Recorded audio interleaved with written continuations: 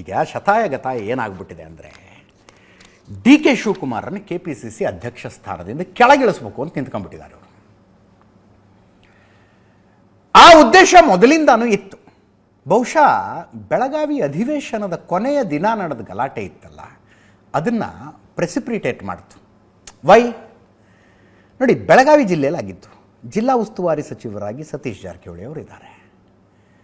ಅವತ್ತು ಏನೇನು ಘಟನೆ ಆಯ್ತಲ್ಲ, ಸಿ ಟಿ ರವಿ ಅವರು ಲಕ್ಷ್ಮೀ ಹೆಬ್ಬಾಳ್ಕರ್ಗಂದು, ಲಕ್ಷ್ಮೀ ಹೆಬ್ಬಾಳ್ಕರ್ ಸಿ ಟಿ ರವಿ ಅವ್ರಿಗಂದ್ರು, ಲಕ್ಷ್ಮೀ ಹೆಬ್ಬಾಳ್ಕರ್ ಕಂಪ್ಲೇಂಟ್ ಮೇಲೆ ಸಿ ಟಿ ರವಿ ಅವ್ರನ್ನ ಅರೆಸ್ಟ್ ಮಾಡಿಸಿ ಬೆಳಗಾವಿ ಪೊಲೀಸರು ಬೆಳತನಕ ಸುತ್ತಾಡಿಸಿದ್ರು. ಅದು ಯಾವುದರ ಮೇಲೂ ಜಿಲ್ಲಾ ಉಸ್ತುವಾರಿ ಸಚಿವರಿಗೂ ಹಿಡ್ತಾ ಇರಲಿಲ್ಲ, ಗೃಹ ಸಚಿವರಿಗೂ ಹಿಡ್ತಾ ಇರಲಿಲ್ಲ. ಇಬ್ಬರಿಗೂ ಕಂಟ್ರೋಲ್ ತಪ್ಪಿಡ್ತದು. ಸತೀಶ್ ಜಾರಕಿಹೊಳಿ ಅವ್ರು ಹೇಳಿಲ್ವ ಆಮೇಲೆ ಕರ್ಕೊಂಡೋಗಿ ಪ್ರೊಡ್ಯೂಸ್ ಮಾಡಿಬಿಟ್ಟಿದ್ರೆ ಆಗ್ತಿತ್ತಪ್ಪ, ಹಿಂಗ್ಯಾಕೆ ಮಾಡಿದ್ರಿ ಇವರು ಅಂತ. ಅರೆ ಆಗ್ತಿತ್ತು ಅಂದರೆ ಜಿಲ್ಲಾ ಉಸ್ತುವಾರಿ ಸಚಿವರು ಹೇಳಬೇಕಾಗಿತ್ತಲ್ಲ ಪೊಲೀಸರಿಗೆ, ಯಾಕ್ರಯ್ಯ ಹಿಂಗ್ಯಾಕೆ ಮಾಡ್ತಾ ಇದ್ದೀರಿ?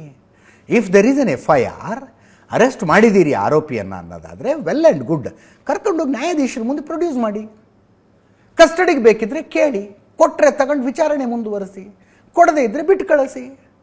ಅಷ್ಟು ಸತೀಶ್ ಜಾರಕಿಹೊಳಿ ಅವ್ರ ಮನಸ್ಸಿನಲ್ಲಿದ್ದಿದ್ದು. ಬಟ್ ಅವ್ರ ಕೈಯಲ್ಲಿ ಏನೂ ಇರಲಿಲ್ಲ.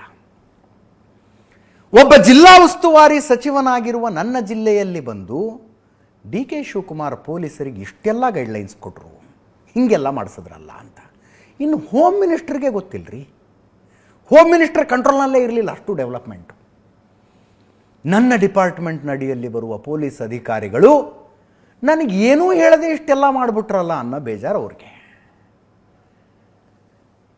ನ್ಯೂ ಇಯರ್ ನೆಪದಲ್ಲಿ ಸತೀಶ್ ಜಾರಕಿಹೊಳಿ ಅವ್ರ ಮನೇಲಿ ಪಾರ್ಟಿ ಆಯ್ತಲ್ಲ, ಅಲ್ಲಿ ಡಿಸ್ಕಸ್ ಆಗಿದ್ದೆ ಇದೇ ವಿಷಯ. ಈ ಅಷ್ಟು ವಿಷಯ ಡಿಸ್ಕಸ್ ಆಗಿದೆ. ಬೆಳಗಾವಿ ಘಟನೆ ಇವರಲ್ಲಿನ ಅಸಮಾಧಾನವನ್ನು ಒಳಗಿತ್ತದು ಹೊರಗೆ ತೆಗೆದುಕೊಂಡು ಬಂತು. ಒಂದು ಹೊರಗೆ ಬಂದ ಮೇಲೆ ಉಳಿದಿದ್ದೆಲ್ಲ ಬರೋಕ್ಕೆ ಶುರುವಾಗ್ತವೆ. ನನ್ನ ಡಿಪಾರ್ಟ್ಮೆಂಟ್ನಲ್ಲಿ ಹಂಗೆ ಮಾಡಿದ್ರು, ನಿನ್ನ ಡಿಪಾರ್ಟ್ಮೆಂಟ್ನಲ್ಲಿ ಹಿಂಗೆ ಮಾಡಿದ್ರು, ಆ ಅಧಿಕಾರಿನ ಹಂಗೆ ಮಾಡಿಸಿದ್ರು, ಈ ಅಧಿಕಾರಿನ ಹಿಂಗೆ ಮಾಡಿಸಿದ್ರು. ಹಿಂಗಿದ್ದ ಮೇಲೆ ನಾವೇನು ಸುಮ್ಮನೆ ಕೆಂಪು ಗೂಟದ ಕಾರ್ ಹಾಕ್ಕೊಂಡು ಓಡಾಡೋಕೆ ಮಿನಿಸ್ಟರ್ ಆಗಿರಬೇಕು ಅನ್ನೋ ಲೆವೆಲ್ಗೆ ಮುಖ್ಯಮಂತ್ರಿಗಳ ಸಮ್ಮುಖದಲ್ಲಿ ನಡೆದ ಮೀಟಿಂಗ್ನಲ್ಲಿ ಚರ್ಚೆ ಆಗಿದೆ. ಅದಾದ ಮೇಲೆ ಪರಮೇಶ್ವರ್ ಡಿನ್ನರ್ ಪ್ಲ್ಯಾನ್ ಆಗಿದ್ದು. ಅದಕ್ಕೆ ಮುಖ್ಯಮಂತ್ರಿಗಳ ಆಶೀರ್ವಾದ ಇತ್ತು, ಸೂಚನೆ ಇತ್ತು, ಸಮ್ಮತಿ ಇತ್ತು, ಗೊತ್ತಿಲ್ಲ. ಏನೂ ಇಲ್ಲದೆ ಆಯಿತು ಅಂತಂದರೆ ನಂಬೋದಕ್ಕಾಗೋದಿಲ್ಲ. ಏನೂ ಇಲ್ಲದೆ ಆಗ್ಬಿಡ್ತು ಇದು ಅಂದರೆ ಏನೋ ಒಂದಿರುತ್ತೆ. ಅದರ ಮೇಲೆ ಇಷ್ಟೆಲ್ಲ ಆಗಿದೆ. ಈಗ KPCC ಅಧ್ಯಕ್ಷ ಸ್ಥಾನದಿಂದ ಅವ್ರನ್ನ ಕೆಳಗಿಳಿಸಿ 5 ವರ್ಷ ಆಯಿತು ಅವರು ರಾಜ್ಯಾಧ್ಯಕ್ಷರಾಗಿ. ಏನವರು ಒಬ್ಬರೇನಾ? ನಾವು ಯಾರು ಇಲ್ವಾ ಇಲ್ಲಿ ಸೀನಿಯರ್ಸು? ಒಬ್ಬರಿಗೆ ಒಂದೇ ಹುದ್ದೆ ಅಂತ ಉದಯಪುರದಲ್ಲಿ ಹೇಳ್ತಾ ಇದ್ರಿ. ಈಗ ಅವರು DCM ಹೌದು, KPCC ಅಧ್ಯಕ್ಷರು ಹೌದು. ಉದಯಪುರದ ನಿರ್ಣಯವನ್ನು ಜಾರಿಗೆ ತರ್ತಿರೋ ತರದಿಲ್ವೋ? ಇಷ್ಟು ಚರ್ಚೆಗಳು ಶುರುವಾಗಿದ್ದಾವೆ ಸಿದ್ದರಾಮಯ್ಯನವರ ಬಣದಲ್ಲಿ. ಇನ್ನು ಸ್ವಲ್ಪ ದಿವಸದಲ್ಲಿ ಸತೀಶ್ ಜಾರಕಿಹೊಳಿ ನೇತೃತ್ವದ ಟೀಮು ದಿಲ್ಲಿಗೆ ಹೋಗಿ ಕೂತ್ಕೊಂಡ್ರು ಆಶ್ಚರ್ಯ ಇಲ್ಲ. ಇನ್ ಆಲ್ ಪ್ರೊಬಬಿಲಿಟಿ ದಿಲ್ಲಿಗೆ ಹೋಗಿ ಕೂತ್ಕೋತಾರೆ ಅವರು. ಹಂಗೆ ನೋಡಿದ್ರೆ KPCC ಅಧ್ಯಕ್ಷರನ್ನಾಗಿ ಯಾರನ್ನು ಮಾಡಬೇಕು ಅನ್ನೋ ಉದ್ದೇಶ ಈ ಟೀಮ್ಗಿದೆ ಅನ್ನೋದು ಸ್ಪಷ್ಟನೆ ಸಿಗ್ತಿಲ್ಲ.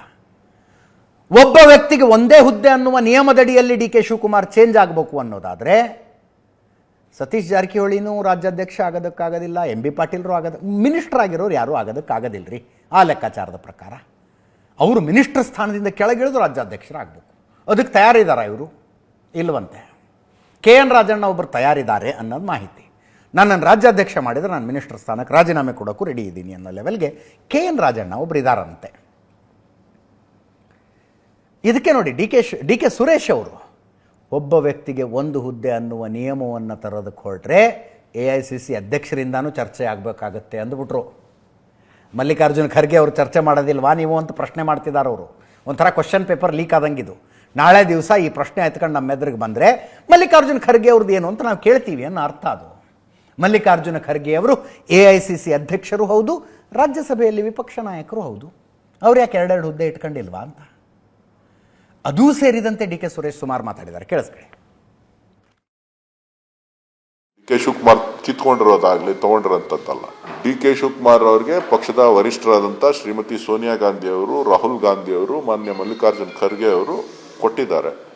ಎಲ್ಲರ ಅಣತಿಯಂತೆ ಬೇಡ ಅಂತ ಅಂದರೆ ಅವರು ಬಿಟ್ಟು ಹೋಗೋಕ್ಕೆ ರೆಡಿ ಇದ್ದಾರೆ. ಅವರೇನು ಇದೇನು ಶಾಶ್ವತವಾದಂಥ ಹುದ್ದೆಗಳಲ್ಲ. ತೀರ್ಮಾನ ಮಾಡಬೇಕಾಗಿರ್ತಕ್ಕಂಥವ್ರು ವರಿಷ್ಠರು. ಒಂದು ಪಕ್ಷದ ಒಂದು ಹುದ್ದೆ ಅಂತ ಹೇಳಿದ್ರೆ ಬಹುಶಃ AICCಯ ನಾಯಕರನ್ನ ಪ್ರಶ್ನೆ ಮಾಡ್ದಂಗೆ ಆಗ್ತದೆ. ರಾಜ್ಯದ ಪಕ್ಷದ ದೃಷ್ಟಿಯಿಂದ ಅವ್ರು ಏನು ಬೇಕಾದರೂ ಸಲಹೆಗಳನ್ನು ಅವರ ಬೇಡಿಕೆಗಳನ್ನು ಕೇಳ್ಬೋದು. ನಾನು ಯಾವುದಕ್ಕೂ ಆಕಾಂಕ್ಷಿ ಅಲ್ಲ. ನಾನು ಸ್ಪಷ್ಟಪಡಿಸಿದ್ದೀನಿ. ನಾನು ಸ್ಪಷ್ಟವಾಗಿ ಜನ ನನಗೆ ಕೊಟ್ಟಂಥ ತೀರ್ಪನ್ನು ಗೌರವಯುತವಾಗಿ ಸ್ವೀಕಾರ ಮಾಡಿದ್ದೆ. ನಾನು ನೀವು ಇಲ್ಲಿ ಕೂತ್ಕೊಂಡು ಚರ್ಚೆ ಮಾಡಿದ್ರೆ ಅದಕ್ಕೆ ಅರ್ಥ ಇರೋದಿಲ್ಲ. ಏನೇ ತೀರ್ಮಾನ ಮಾಡಬೇಕು ಅಂತ ಅಂದರೆ ನಮ್ಮ ರಾಷ್ಟ್ರೀಯ ನಾಯಕರಾದಂಥ ಮಲ್ಲಿಕಾರ್ಜುನ್ ಖರ್ಗೆ ಅವ್ರು ತೀರ್ಮಾನ ಮಾಡಬೇಕು, ರಾಹುಲ್ ಗಾಂಧಿ ಅವ್ರು ತೀರ್ಮಾನ ಮಾಡಬೇಕು.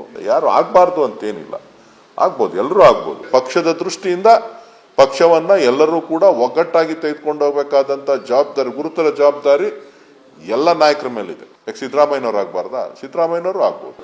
ಬಹುಶಃ ಇದೇ ಹೊಸದೇನಲ್ಲ. ಸ್ನೇಹಿತರು ಮತ್ತು ವಿಶೇಷ ಸಂದರ್ಭಗಳಲ್ಲಿ ಊಟಕ್ಕೆ ಸೇರ್ತಕ್ಕಂಥದ್ದು ಹಲವಾರು ವಿಚಾರಗಳನ್ನು ಊಟಕ್ಕೆ ಸೇರಿದಾಗ ಕೆಲವಾರು ವಿಚಾರಗಳು ಚರ್ಚೆಗೆ ಬರ್ತದೆ. ಸೊ ಹಾಗಾಗಿ ಹೊಸ ವರ್ಷದ ದೃಷ್ಟಿಯಿಂದ ಕೆಲವರೆಲ್ಲ ಸೇರಿದ್ರು ಅಂತ ಕಾಣಿಸ್ತದೆ. ಇದೆಲ್ಲ ನಡೀತಾ ಇದ್ದರೆ ರ್ಯಾಡಿಸನ್ ಬ್ಲೂನಲ್ಲಿ ಅರೇಂಜ್ ಆಗಿದ್ದು ಡಿನ್ನರ್ ಪಾರ್ಟಿ ಎಲ್ಲ ಸಿದ್ದರಾಮಯ್ಯನವ್ರಿಗೆ ಫೇರ್ವೆಲ್ ಪಾರ್ಟಿ ಅಂತ ವಿಪಕ್ಷ ನಾಯಕ ಆರ್ ಅಶೋಕ್ ಅವರು ಹೇಳ್ತಿದ್ದಾರೆ. ಫೇರ್ವೆಲ್ ಪಾರ್ಟಿ ಅದು ಸಿದ್ದರಾಮಯ್ಯನವ್ರಿಗೆ ಅಂತ. ಕೇಳಿಸ್ಕೊಳ್ಳಿ ಒಮ್ಮೆ. ಇಂಗ್ಲಿಷ್ ವರ್ಡ್ ಕರೆಕ್ಟಾ ಅಂತ ತಿಳ್ಕೊಂಡ್ರೆ ಫೇರ್ವೆಲ್ ಪಾರ್ಟಿಯನ್ನು ಕೊಡ್ತಾ ಇದ್ದಾರೆ. ಫೇರ್ವೆಲ್ ಬೀಳ್ಕೊಡುಗೆ ಸಮಾರಂಭ. ಅಸೆಂಬ್ಲಿ ಫ್ಲೋರಲ್ಲೇ ಮಾತಾಡಿದ್ದೀನಲ್ಲ, ಒದ್ದು ಕಿತ್ಕೊಂತೀನಿ ಅಂತ ಹೇಳಿದ್ದಾರೆ. ಈಗ ನನಗೆ ಹೇಳಿದ್ರೆ ನನ್ನ ಅಪೋಸಿಷನ್ ಲೀಡರ್ ನಾವು ಕಿತ್ಕೊಳಕ್ಕಾಗತ್ತ DK ಶಿವಕುಮಾರ್ ಅವರು ಒದ್ದು ಆಗಲ್ಲ. ಅವ್ರಿಗೆ ಯಾರಿಗೆ ಹೇಳಬೇಕೋ ಹೇಳಿದ್ದಾರೆ. ಇಷ್ಟು ವರ್ಷಗಳ ಕಾಲ ಒಡನಾಡಿಯಾಗಿದ್ದಂಥ ಸಿದ್ದರಾಮಯ್ಯನವ್ರಿಗೆ ಫೇರ್ವೆಲ್ ಪಾರ್ಟಿ ಕೊಡಬೇಕು. ಅದಕ್ಕೆ ಎಲ್ಲರೂ ಕೂಡ ಒಬ್ಬರಾದ್ಮೇಲೆ ಒಬ್ಬರು ಫೇರ್ವೆಲ್ ಪಾರ್ಟಿಗಳನ್ನು ಸಿದ್ದರಾಮಯ್ಯನವ್ರಿಗೆ ಔತಣ. ನಮ್ಮಲ್ಲಿ ಮೊದಲು ಮೇಯರ್ಗೆ ಮಾಡ್ತಾ ಇದ್ದೀರಿ ನಾವು. ಮೇಯರ್, ಬೆಂಗಳೂರು ಮೇಯರ್ ಇಳಿಬೇಕಾದ್ರೆ ಇದ್ದಾಗ ಒಂದು 3 ತಿಂಗಳಿದ್ದಾಗ ಮೇಯರ್ಗೆ ಫೇರ್ವೆಲ್ ಪಾರ್ಟಿಗಳು, ಬೀಳ್ಕೊಡುಗೆ ಸಮಾರಂಭ ಅಂತ ಮಾಡಿ ಎಲ್ಲರಿಗೂ ಊಟ ಹಾಕ್ಸ್ತಾ ಇದ್ರಿ. ಹಂಗೆ ಊಟ ಹಾಕ್ಸ್ತಾ ಇದ್ದಾರೆ. ಪರಮೇಶ್ವರ್ ಅವರು ಊಟ ಹಾಕ್ಸ್ತಾ ಇದ್ದಾರೆ. ಮೊನ್ನೆ ಜಾರಕಿಹೊಳಿ ಆಯಿತು, ಪರಮೇಶ್ವರ್ ಆಯಿತು, ಎಲ್ಲರೂ ಊಟ ಹಾಕ್ಸ್ತಾರೆ. DK ಶಿವಕುಮಾರ್ ಯಾವತ್ತು ಹಾಕ್ಸ್ತಾರೋ ಫೈನಲ್ಲು ಅವತ್ತು ಮುಗೀತು ಈ ಸರ್ಕಾರ ಅಂತ, ಚೇಂಜ್ ಅಂತ ಅವತ್ತು ಕೊಟ್ಟ